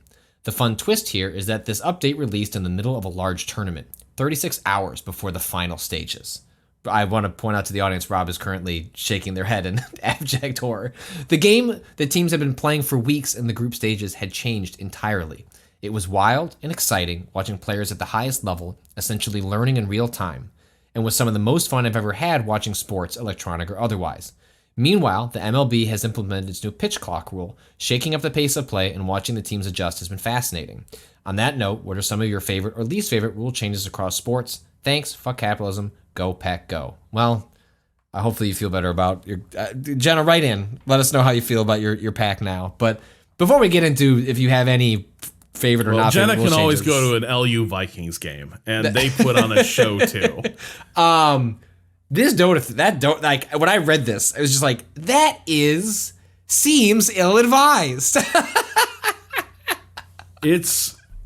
Man, the way Valve operates things is so fucking funny to me. It is so like I never followed Dota as closely. There was a time I think I would have heard about this. I'm surprised I didn't hear about this because like the chaotic energy of this seems really wild. Side note, Patrick, it's time for you and I to learn Dota, apparently, because like now nobody knows what's going on. It's true. But it is so funny when I think about so frequently people running competitive games, they do like there's all these little like rituals of abasement to go over the community. Here's some changes we're thinking about. Mm-hmm. Like, here's the logic behind them. Would this be fun, do you think? Like, do you see where we're coming from? And Valve's just like, Dota needed a rework. Here you go. Have at it. We scheduled the patch for this date, and it's the fact that it happened during a tournament is just, I mean, that's just what happens sometimes. Yeah, it's very funny to see if they can just do this. That's terrific. I'd be very curious to know. Like, I know that Jenna, as an observer, seemed to really enjoy how this played out, and as a someone in favor of chaos, I am also rooting for things like this. But I do wonder what the broader takeaway was of dropping it in this fashion. Like, chaos is chaos, and chaos can be fun. But is the lesson at the end of it? This was a poor way to run a tournament. And have a change like this roll out. I don't know, but I do think, and as Jenna mentioned about like the pitch clock, there is, I think, definitely such a reluctance in sports games, and you can apply this to video games that get sort of established, to meaningfully shake things up and find ways of changing the game to make it, if not more entertaining, at least more interesting and different. And I think, like, I'm a huge fan of the changes that MLB has made, and I think it's made it a more fun sport to watch. And I think more sports could certainly learn from something like that, even if I don't expect it to actually happen. Like, I guess I don't know how much the NBA changes its rules year to year. I'm paying less attention to that than I am in football. But like, football is changing its rules constantly, and mostly it just seems like for the worse. Like, the kinds of tweaks they're making has now made it that in football, on a fundamental level, a lot of the game is throw a ball, catch a ball. Well, you caught the ball, you did it. Like, go on to the next play. And football is just not that simple anymore. And I know that betrays the complexity of what it means to catch a ball when you have instant replay, and like, maybe instant replay has actually been, like, broadly speaking, one of the worst things introduced into football, because sometimes just let the spectacular play that bounced off the ground just go. Like, I'm thinking of that Eagles catch that happened early in one of the playoff rounds where I think it was the 49ers could have challenged it, but they didn't, and the Eagles player clearly bounced the ball. Yep. And it was like, man, who cares? Just sometimes letting a few of those get through, I think, would be better for the game entirely. Yeah, there's a lot of times, like, I also think, like, I would love if there was sort of a culture of like, hey, maybe just pick up that flag if this didn't affect the play and something awesome happened. Like, how cool was that? Like, yeah. Oh, yeah. There was a block to the back during a return, but the block happened like 15 yards off the ball. Who cares? Mm-hmm. Like, that guy wasn't gonna make that tackle. Mm-hmm. Let's let it stand. I think football, like, when I was growing up, football didn't have the 2-point conversion. That came from college, and it was clearly a better game for having that rule. So like that's probably my go-to example of like you took a part of the game that was like routinely kind of boring and meaningless, and you turned it into a potential for both interesting decisions and also real drama when like you need that 2-point conversion to like get the comeback. Yeah. When does the 3-point spot get added to basketball? This was like a 70s thing, I want to say. And you still have guys like Bob Ryan, other like, it still means it was a poor idea. Because we'll argue that like the shot is simply not difficult enough to justify like the way it has completely changed the way the game operates. That of course eventually we were going to get to this point where someone would do the math and realize like, oh wait, you're better off eating the slight reduction in shot percentages, shooting beyond the 3 for the extra point. That we're always going to hit that point, that sort of inflection point, and what has led to is a lot of like kind of dull track meet basketball. I wonder if now that we're hitting the period where Curry has been in the league long enough to influence a generation of young kids who would want to emulate his style of play, and I think Curry, really epitomizes the like what is possible if you master the 3-point. Like obviously he is an outlier in terms of like talent and capability, but players like that are naturally going to then trickle down to what is the interest of younger kids and the style they want to emulate. Basketball is obviously fundamentally different than baseball in so many different ways, but one of the reasons baseball has implemented some of its changes, like for example, eliminating the defensive shift that was turning baseball into a home run or strikeout situation, especially as pitchers are becoming more capable. Does basketball long term like introduce like that kind of scenario where you're just increasingly getting more and more players who are suited skill wise to shoot from 3, and just less ends up happening kind of like in the paint, so to speak, and that becomes like a broader problem for the actual like watching of basketball? I don't know, we're not anywhere near that yet, but like you can see over like a generational arc how stuff like that fundamentally changes how the game is played. Yeah, I do. I certainly think it probably changes the regular season game. I think the problem does self-correct a little bit in terms of eventually teams are going to converge on like there's just going to be sort of a mean of 3-point shooting, and there will be outliers like Steph and Clay, but by and large, like every team's going to have like players who are effective from 3. Like even DeMar DeRozan, who famously couldn't hit threes. Like he's worked on it, and like he's hitting a much higher percentage than he was like 2 years ago. Right. I think he's hitting a higher percentage, but the point is, what teams eventually discover is, especially in these like close series, these competitive series, it sure does get a lot easier to win if you can actually crack the defense open and get under the basket. And I think what the 3-point line kind of has, I think a lot of teams maybe got conditioned to, if you don't see an open lane, you just kind of pass the ball around, then you shoot from 3. But against a team that can reliably open up the floor a bit, that's not going to cut it. Because they will also be able to shoot from 3, and they will be able to, drive to the basket. I think that's fair. Last question comes in from Anonymous.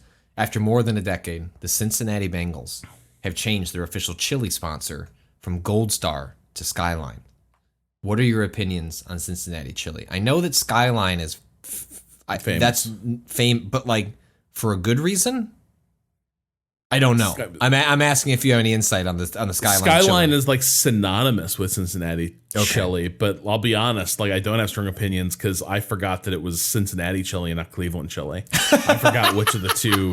Like it, Patrick. My feeling on it is a deeply American food, and I think that is charming. All right. So when I think of chili, what comes to mind? I don't have opinions on Gold Star or Skyline, but it is.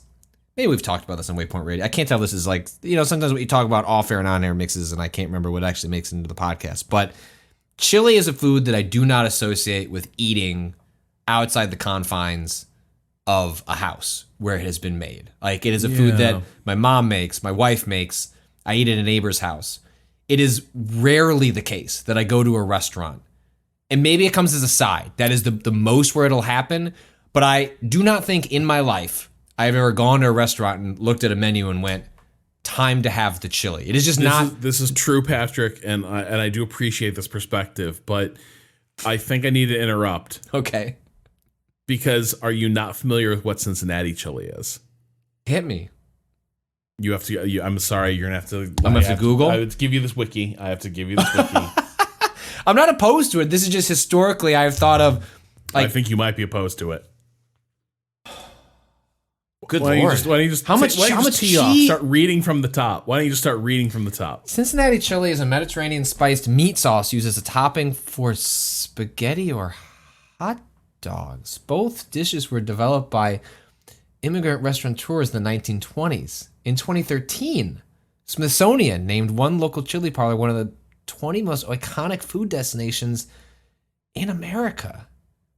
Cincinnati chili more closely resembles Greek pasta sauces and spiced meat hot dog topping sauces seen in other parts of the United... Oh, so this isn't... Is this chili? Yeah, so this you were talking about chili. Yeah. And I agree. I think everything you were saying was correct. It is something different in Cincinnati. Whoa, okay. And it looks like a train wreck, but Rob, is this when people... Okay. When I get... Is this Cincinnati's deep dish? Yes! Yes! When I get offended when people are like, oh, here's your fucking bucket of slop that's got cheese on it. Oh, your lasagna. And then I get mad. There's two things. One is you and I both know that like the deep dish pizza is not like the pizza of Chicago. Like people eat it, it's in Chicago, but like when you order pizza, you're not ordering deep dish usually in Chicago. No, it's a tourist thing. Yeah, or order it when people are out of town. But it is a special treat because like if you go to Pequod's, which I took you to, that is a delicious fucking pizza. That is a great dish, and I don't care if it's like is it pizza. It's weird, but it's delicious. And mind you, Patrick, like, I am not judgmental. My heart is open to so many things. But I look at the Cincinnati chili. And where the Chicago-style deep dish kind of makes sense to me. This kind of doesn't, in a way that, like, doesn't appeal, necessarily. And I think it's the fact that, like... Rob, oh my God, from the Wikipedia page. Locals typically eat Cincinnati chili as if it were a casserole, cutting each bite with the side of the fork instead of twirling the noodles. Your head is in your hands. I mean, you'd have to.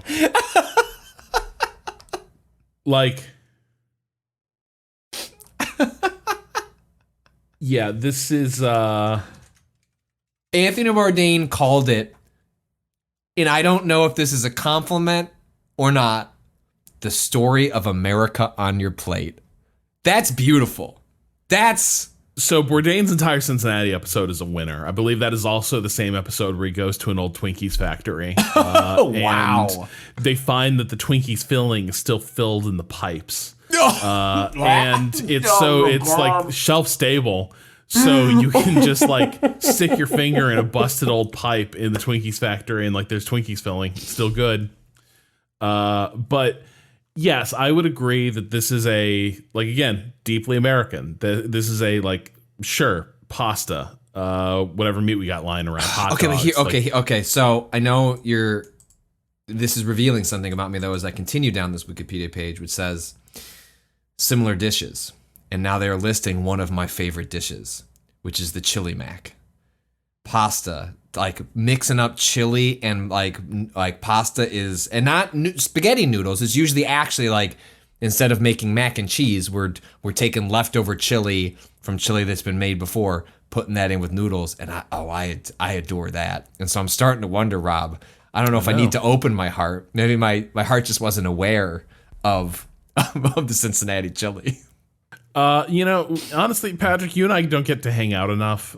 Maybe we should there are certain like halfway points between like Boston and Chicago that we could probably like, hey, what'd be cool is like we catch a Bengals game and we go have some like Cincinnati Chilli, and we just like verify for ourselves what is going on here. Oh my god! Am I gonna set like a Google flight alert for? My wife doesn't listen to this stuff. I was like, hey, they're doing like a video game conference. A video game conference. I got invited in Cincinnati. I need to. They're doing it on a Sunday. I need to fly out Saturday. Oh my god! The idea of you and I at a Bengals game and also eating Cincinnati Chilli. What could be better than this? What's better than this? So like this is like I haven't ever tasted this. It looks like kind of a disaster, but also I could see it being good as hell. I just don't know. Like Rob, like 4 tall boys deep, and then just a Cincinnati Chilli in your lap. Oh well, so okay. Now here's what I know beyond doubt. As I get drunker, the better this will be. Oh like my God, this is like this looks like awesome drunk person food because it's like filling as hell. Yeah, ton of energy. I'm sure that'll be awesome. The same way poutine is awesome, right? Absolutely. That's a good comparison. Oh wow. I think we just okay, Vice, what's the travel budget for going to Not good, Patrick. But if we book it now, Rob, it's like it's months in advance. We're saving the company money. But if you want to get ready for Waypoint's the WayCon 2023 happening in Cincinnati later this year, please write in to gaming at vice.com with the title sports, and we will potentially answer your questions. Also, we put them out on Twitter before we record. Just one last thing, Patrick. Yeah. I've sort of been going back and forth, like which Premier League team will I sort of get invested in? And I was a little concerned because Arsenal was like clearly a fun team to watch, but like they were also like kind of running away with the championship, and I was like, do I want to be a bandwagon or something? But they're kind of collapsing late in the season. Ooh, a little. The other day I watched them take on the worst team in the Premier League, and get their asses kicked. Like it was, I mean, like, did they know the game had started? Because Southampton was basically like flat on its back, like almost certainly going to be relegated at the end of the year. Mm-hmm.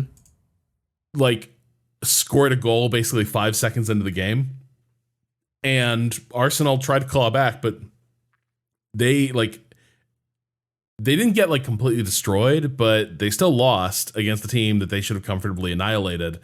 And so now like their season is like steeply declining. And suddenly I'm like, oh, I know this feeling. Maybe Arsenal could be for me as a Bears fan. The whole like, how could you fumble the bag this way? Like this was like, you had it locked and now it's all coming undone. And the Richie Rich franchise that we talked about before, Man City, is like steadily eating into their lead. And so I'm sitting there being like, Arsenal now does have a very familiar energy to it that appeals. That's very good. Oh, well, you have to keep us updated as are we building towards like where are we at in the arc of a season? Like what is like we're coming what is down to it. Like it's only a handful of games left. So that's part of what was so disastrous about this loss is they have played more games than Man City. Mm-hmm. So they have fewer opportunities to put points on the board for the standings. So like Man City is on track to comfortably pass them, I think, just given performance. Interesting. In the meantime, before we return, you can follow Waypoint on Twitter at Waypoint, on Twitch at twitch.tv/Waypoint, on YouTube at youtube.com/WaypointVice, and our writing at waypoint.vice.com. By the time you listen to this, do you want to read almost 3,000 words about a monitor that curves? Don't you worry. Rob Zachney has got you covered over at waypoint.vice.com. This episode is premiering ad-free on Waypoint Plus, which you can subscribe to and gain access to early episodes, exclusive episodes, ad-free episodes, and more at waypointplus.com. You can follow me on Twitter at Patrick Kopik. Rob, how about you? You can follow me at Rob Zachney. You know, I guess Arsenal did tie that match against Southampton by the end. It was 3-3, but let me tell you, it didn't feel like a tie. Until next time, fuck capitalism and bear down.